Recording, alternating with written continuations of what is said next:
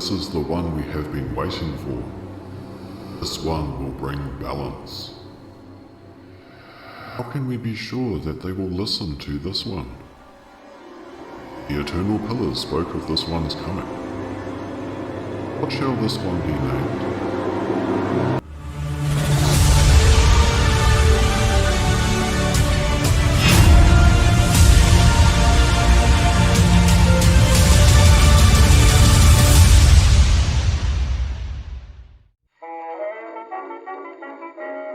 This story, like most stories, begins with a mortal with a dream. This one was named Christopher Weaver.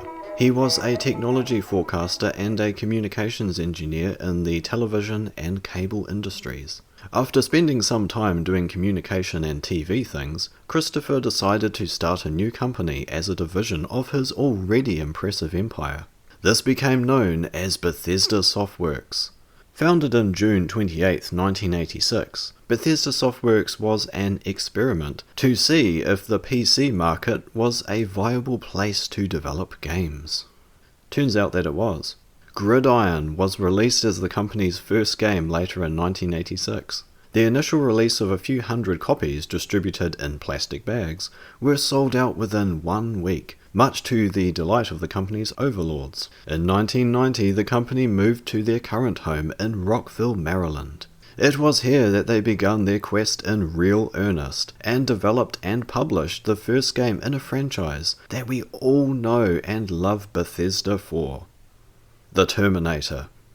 The game was released in July 1991, coinciding with the theatrical release of the film Terminator 2: Judgment Day. After surviving Judgment Day, in 1994 Bethesda Softworks, the company, released The Elder Scrolls Arena. This was the first game in the Elder Scrolls role-playing video game series. It was in the same year that a mysterious stranger, known as Todd Howard, was accepted into the ranks of Bethesda Softworks. Now, I don't have access to the exact details of what transpired at the recruiting of Todd Howard by the then Bethesda Game Studio owners, but I imagine that it went something like this. Almost heaven, West Virginia, Blue Ridge Mountains, Shenandoah River. Life is all Can I help you? Mr. Howard? This is like your third time applying for this job? I don't see why. It just works. Welcome aboard.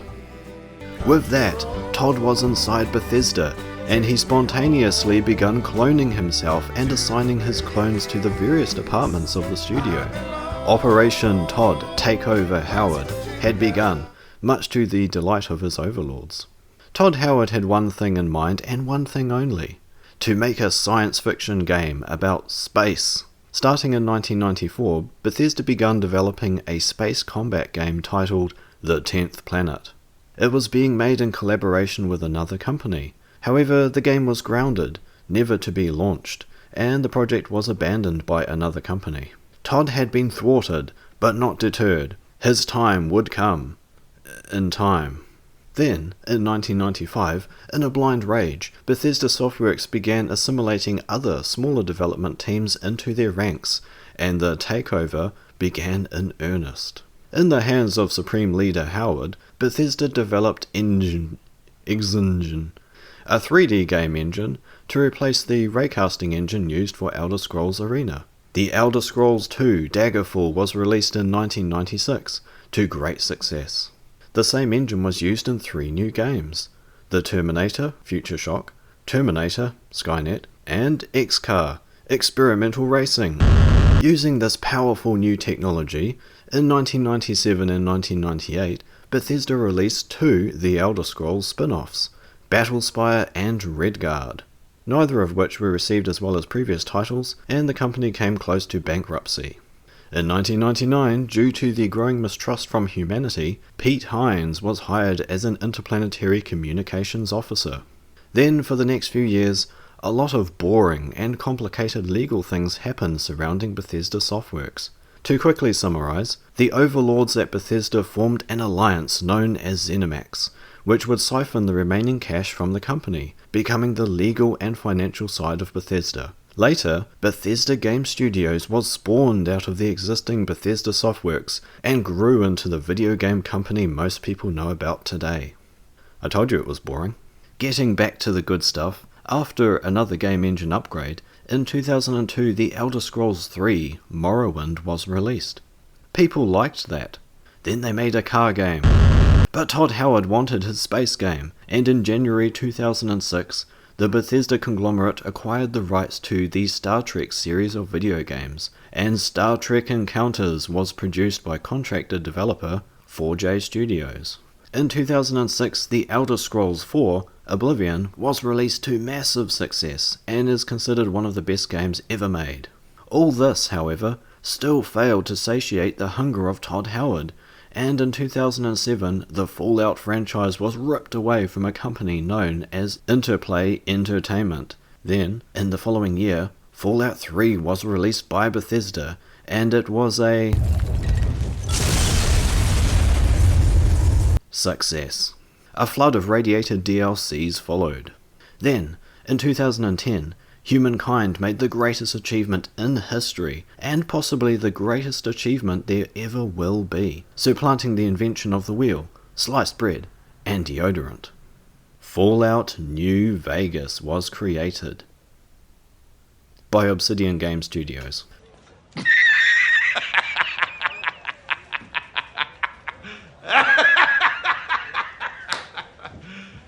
You serious? Unsurprisingly, this made Todd Howard a little bit annoyed, and he took a break from Earth, travelling to the depths of Blackreach. When he returned to the studio, he had formulated a new game, one that the world had never seen before, because it was a new game. So no one had seen it yet. Todd Howard and his clone army went to work, and in 2011 produced The Elder Scrolls V, Skyrim. Yes, love. Like the Dragonborn consuming the soul of a dragon, Skyrim consumed the souls of countless gamers, and was generally regarded to be a good thing. And thus the game which would spawn countless remakes and remasters was born. Dragonborn. It is not funny. Meanwhile, in the ZeniMax hideout. Oh hi boss. What's going on? What do you mean? What's this I see about other game companies' games being successful, I woke up today and saw that this Zoom game is really popular. Don't you mean Doom, sir? What? Yeah, that one. Well, they're another game development studio. They make games, people play them and like them. Well, that's not going to work. We make games too. People should be playing our games instead. Well, Doom's a bit different to what we make. Different games appeal to different people. We can't stop them from making games. Hold on. What did you say? We can't stop them from making games? I think you might be onto something there, Jenkins. I need you to go over to their studio and set fire to it, or something. Poison the water supply. Just stop them from making games. Whoa, boss! That's like illegal, as well as just wrong. Yes, you're right. Is blackmail illegal? What? Yes, I think so. You know, we could just talk to them, join them in conversation. Maybe we could ask them to stop making games. That's it. If we can't beat them, we can. Join them? Force them to join us. Oh boy. Jenkins, contact their studio manager. Tell them ZeniMax is going to make them an offer that they can't refuse. Yes. ZeniMax was still very busy buying studios and joining them to the Bethesda Softworks umbrella. Some of the most notable of these were ID Software, the makers of the Wolfenstein, Doom, Quake and Rage series, and Arcane Studios, makers of the Dishonored series, Prey and Deathloop. The Bethesda Dominion was expanding. No longer satisfied with mere single-player games, the Galactic Senate approved the formation of a new studio known as ZeniMax Online Studio. This new studio birthed The Elder Scrolls Online, a now much beloved MMO based on the, you guessed it, Elder Scrolls series.